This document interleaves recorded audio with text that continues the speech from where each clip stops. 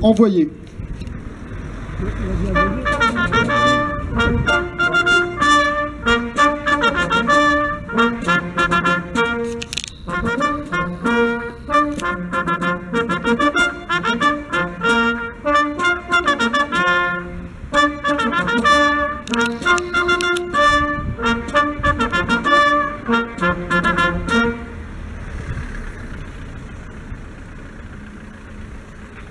Dépôt de gerbe au révérend père Bunel.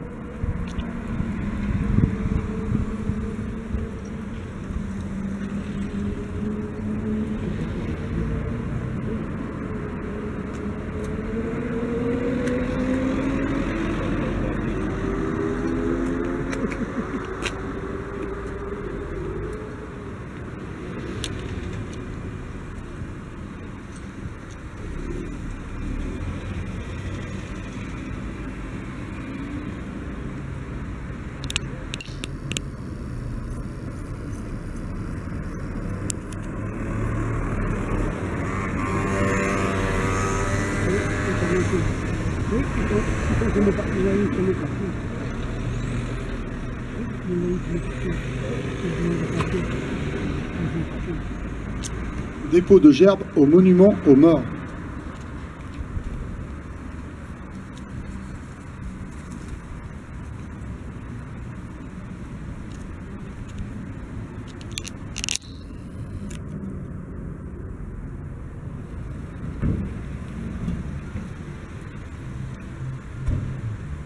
Aux morts.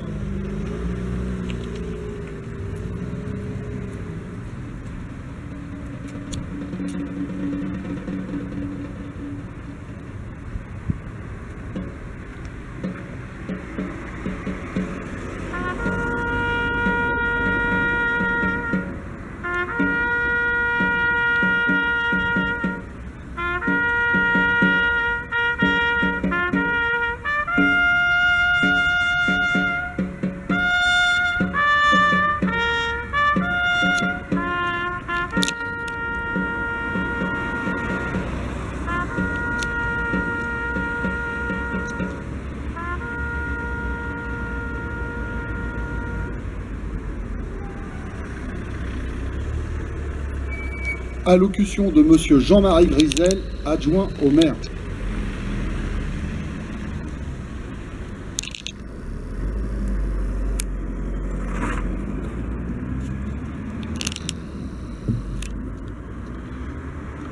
Le 31 août 1944, c'était la libération de Barentin. Et dans de nombreuses villes de France, soit un petit peu avant, soit après.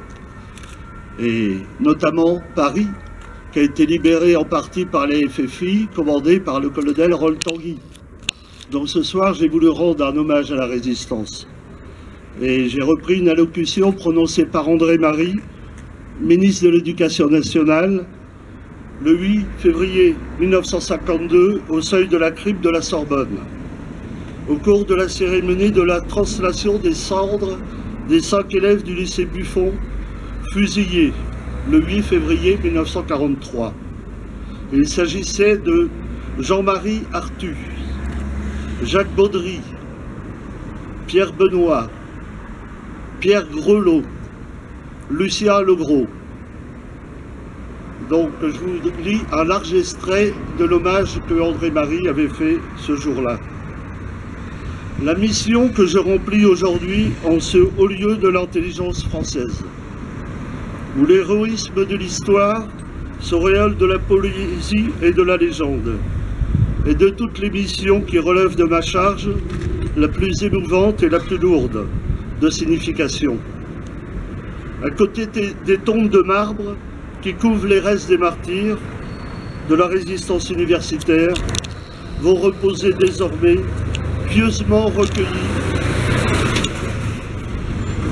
dans une urne, les cendres des 5 élèves du lycée Buffon, fusillés par les Allemands le 8 février 1943.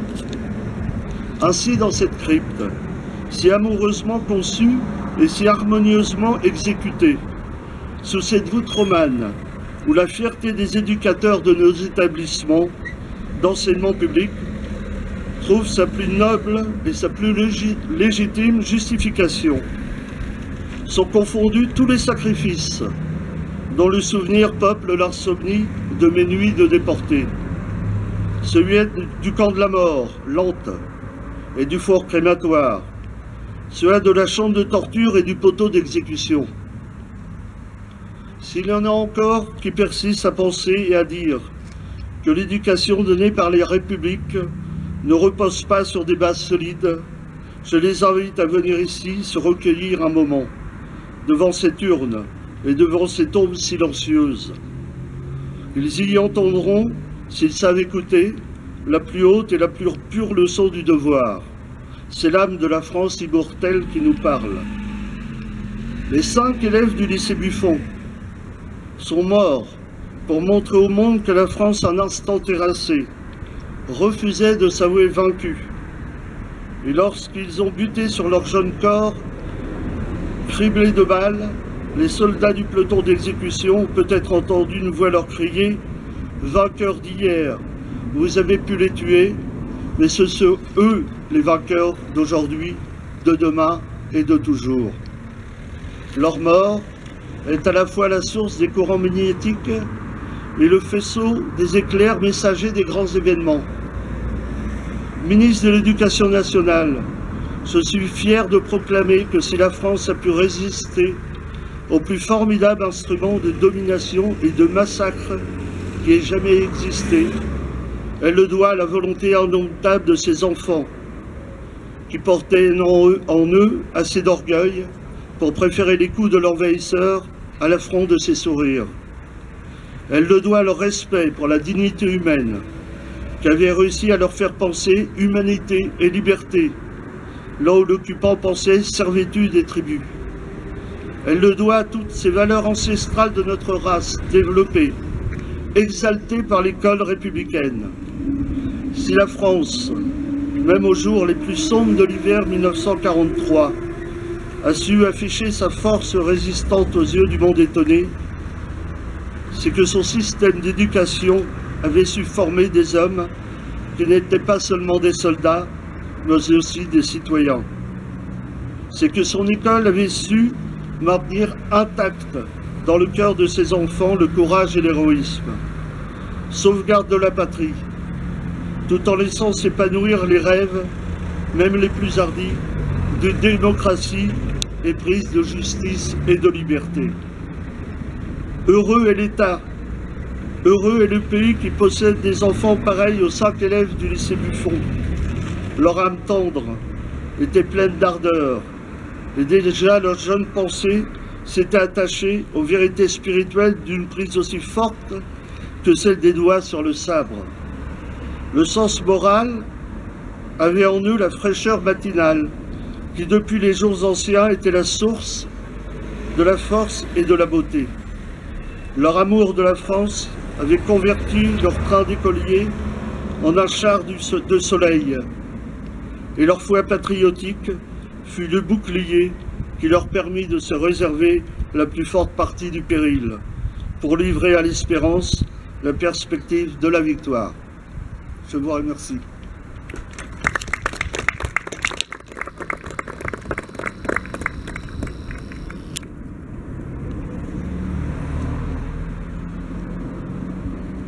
Le chant des partisans.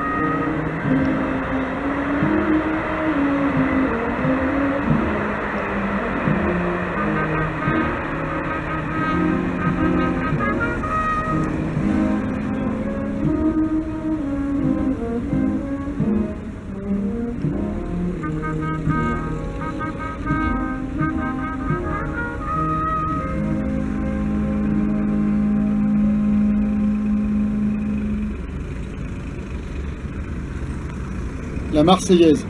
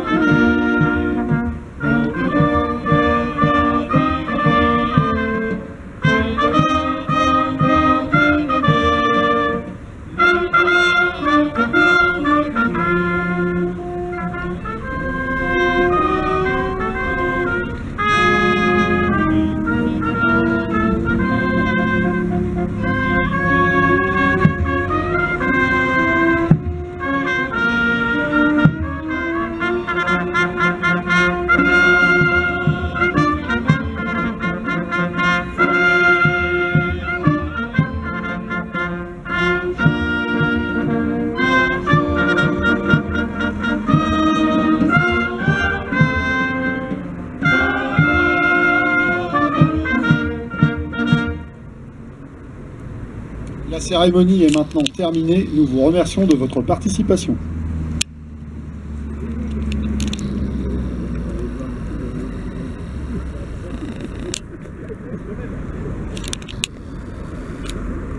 Des armes de